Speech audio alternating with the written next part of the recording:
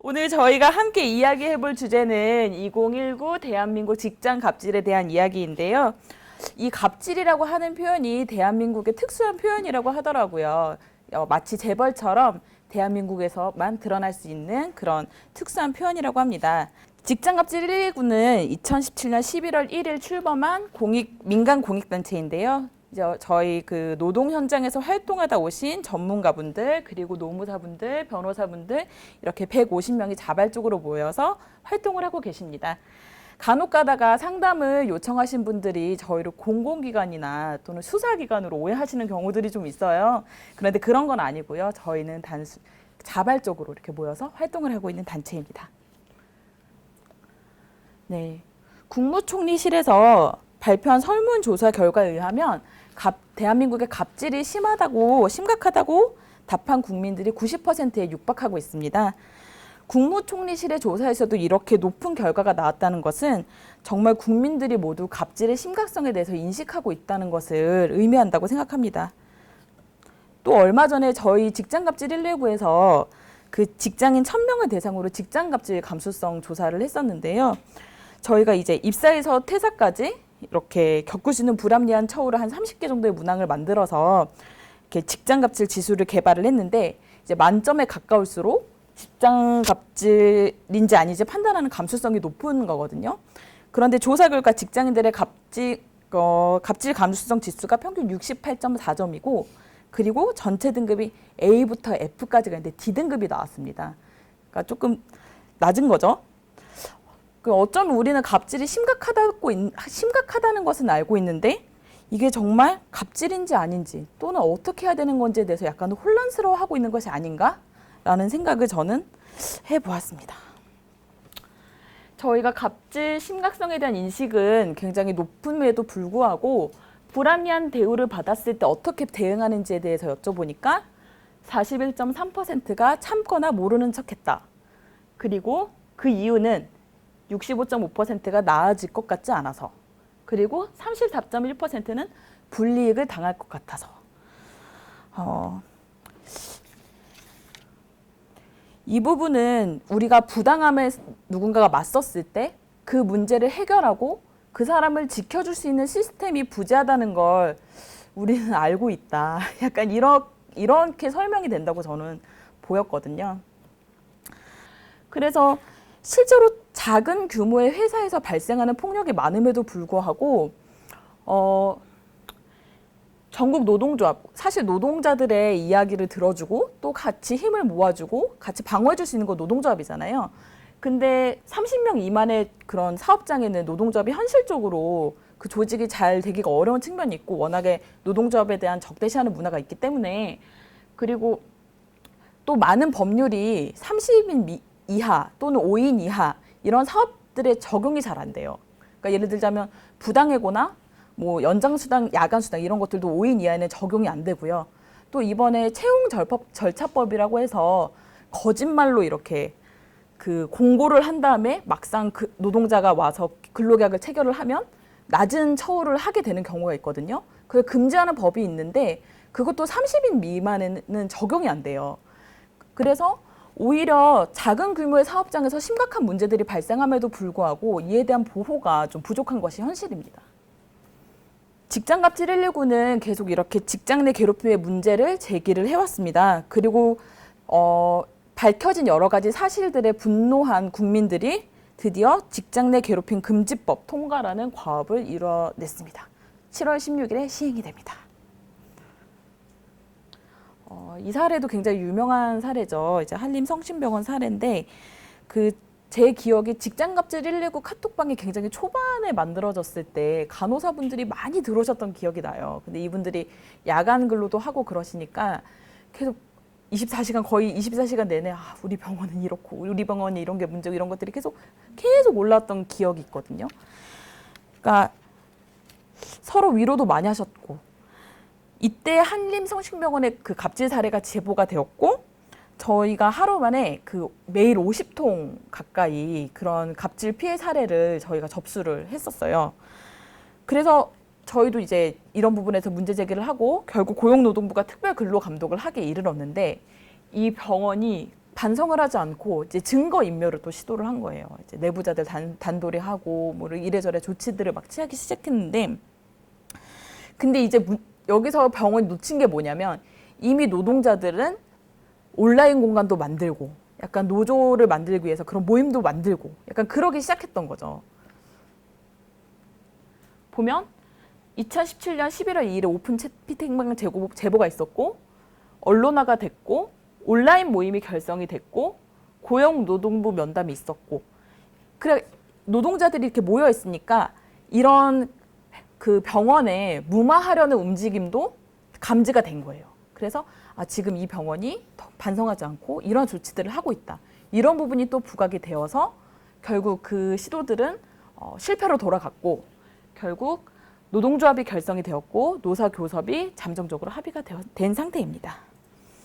저희 총괄스팀님께서 저한테 이렇게 말씀을 해주시기를, 이제 노동자들이 정말 단결이 되었을 때 정말 문제를 해결할 수 있구나라고 볼 수 있는 대표적인 사례라고 소개를 해주셨어요.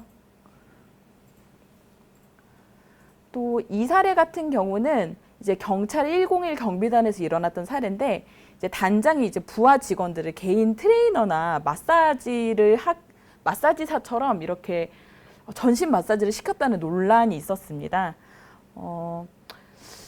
그러니까 운동을 하고 나서 이제 중간이나 후에 물리치료나 안마 관련 학과를 이제 졸업한 이제 친구들에게 이제 마사지를 이제 해라 이런 지시를 했던 사안인데요. 경찰이 이 사실에 대한 사실을 알고서 했던 게 뭐였냐면 실명 조사를 했어요. 그랬더니 밝혀지는 게 없는 거예요. 사람들이 아무도 작성하지 않고 그런 일 없었다 이런 식으로 이야기가 됐는데, 이 사실을 알고 청와대에서 익명으로 재조사를 했더니 이제 이 안마뿐만 아니라 마사지뿐만 아니라 각종 다른 갑질 사례까지 제보가 많이 됐었다고 합니다. 그러니까 여기서 저희가 다시 한번 강조를 해야 될 부분이, 직장 내 괴롭힘 사안을 조사할 때는 익명 조사가 굉장히 중요하다고 저는 생각을 해요. 왜냐하면 직장 갑질의 특성상 실명 조사는 이루어지기가 어려운 그 태생적 한계가 있거든요. 여러분들도 생각해 보시면 알겠지만 내가 회사를 그만둘 것이 아닌데 그 회사를 계속 다니고 있는 상황에서 실명으로 어떻게 이 부분이 잘못됐다고 말할 수가 있겠어요. 그러면 괴롭힘이 더 심해질 텐데. 그렇기 때문에 이런 익명조사의 경우 익명조사를 적극적으로 활용할 필요가 있다는 점을 다시 한번 강조를 드리고 싶습니다. 이 사안이 그 익명조사의 필요성을 가장 대표적으로 드러내는 사례라고 생각해서 선택을 했습니다. 우리 산업구조가 좀 많이 복잡해지면서 직장 갑질도 굉장히 행태가 다양해지고 있잖아요. 그렇기 때문에 이런 직장 갑질에 대응하는 우리의 전략도 좀 다양해져야 될 필요성이 있는 것 같습니다. 예를 들면 방송계 갑질 같은 경우에는 방송계는 아직도 노동관계법령 위반이 굉장히 많이 일어나고 있죠. 그러니까 뭐 열정페이, 과도한 근무 시간, 뭐 다치는 경우도 굉장히 많고요. 또 특히 얼마 전에는 이게 저희 단톡방에서 내가 월급을 상품권으로 받았다는 제보가 있었던 거예요. 그래서 이 부분을 최초로 언론에 제보를 해서 상품권으로 월급을 주는 관행에 대해서 문제 제기를 했던 사안이었습니다. 그리고 제가 되게 절친한 목사님이 농담으로 그런 얘기를 하셨어요. 하나야, 그 사람이 잘못하면 지옥에 가잖아. 근데 내가 들었는데 대학생이 잘못하면 대학원생이 된대. 이런 얘기를 하셨거든요. 그러니까 그 정도로 대학원생들이 실제로 생활하는 게 교수님들의 어떤 각종 부당한 지시를 다 들어야 하고 업무 강도도 굉장히 세고 그런 부분들이 많이 강조가 되어 있는 것 같습니다. 그래서 저희 직장갑질 119에서도 대학원생의 어떤 그런 직장갑질 피해 사례 이런 것들이 많이 제보가 됐었는데요. 특히 이 사례는 성균관대 모 교수가 너무 다양한 직장갑질을 했던 문제가 제보가 되었고, 그에 대한 언론 제보가 이어지면서 결국 해당 교수는 이제 구속 기소가 되었습니다. 다시 한번 강조를 해드리도록 하겠습니다. 기록은 기억을 이긴다. 사직서는 절대 쓰지 마라. 그리고 회사 규정을 자주 숙지를 해주시고 확인을 해두실 필요가 있어요. 10인 이상인 회사의 경우에는 취업규칙을 꼭 작성해서 비치해야 될 의무가 있거든요. 그리고 취업규칙은 잘 보이는 데 있어야 돼요. 제가 받았던 사례 중에 하나는 취업 규칙을 그 임원 한 분 책상 서랍에다가 잠궈놨다고 하는 거예요. 그 뭐 비밀 문서처럼. 근데 그러면 안 되고 취업 규칙은 누구나 확인할 수 있어야 돼요. 왜냐하면 우리 행동의 그 회사의 징계나 어떤 업무의 기준이 되기 때문에. 그래서 확인하고 없으면 보여달라고 하고 그러실 필요가 있습니다. 그리고 도움은 요청을 하실 필요가 있는데, 만약에 노동조합이 있다면 노동조합에 가셔서 어려움을 함께 상의를 하고, 왜냐하면 내 마음을 알아주는 건 뭐 변호사도 있고 노무사도 있고 여러 사람들이 있지만 같은 입장에 있는 같은 노동자들이 가장 잘 알아주는 법이거든요. 그래서 함께 고민을 하고 함께 문제를 해결해 나가는 것이 필요한 것 같습니다. 베르톨트 브레이트라고 하는 사람이 누구냐면 세계 제1차 대전 당시에 독일에 있었던 의사예요. 그 사람이 이제 전쟁을 겪으면서 생각했던 생각을 시로 나타낸 것인데요. 나는 물론 알고 있다. 단지 운이 좋았기 때문에 나는 그렇게 많은 친구들보다 더 오래 살아남았다. 하지만 오늘 밤 꿈속에서 나는 이 친구들이 나에 대해서 이야기하는 것을 들었다. 강한 자는 살아남았다. 그러자 나는 나 자신이 미웠다. 그러니까 힘이 있는 사람은 내가 강자라는 사실을 인식하지 못하고 내가 하는 생각이 맞다고 생각하는 경우가 많은 것 같아요. 그리고 피해를 입은 사람에 대해서 그 사람의 피해에 집중하기보다는 그 사람이 뭔가 잘못했겠지, 그 사람에게 이유가 있겠지, 이런 생각을 하기가 굉장히 쉬운 것 같거든요. 왜냐하면 그렇게 생각하면 마음이 편하니까.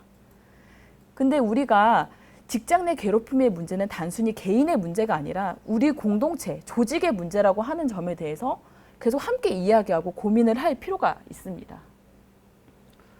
네. 직장 내 괴롭힘 문제가 이제는 직장 내 괴롭힘 금지 조항이 이제 시행이 되면서 단순히 법이 시행이 됐기 때문에 근절되는 것이 아니라 우리 조직 내에 공동체의 회사의 문화 자체를 변화시키고 더 이상 이런 문제가 근절이 되어야 될 때까지 저희 직장갑질 119는 계속 열심히 활동을 하도록 하겠습니다.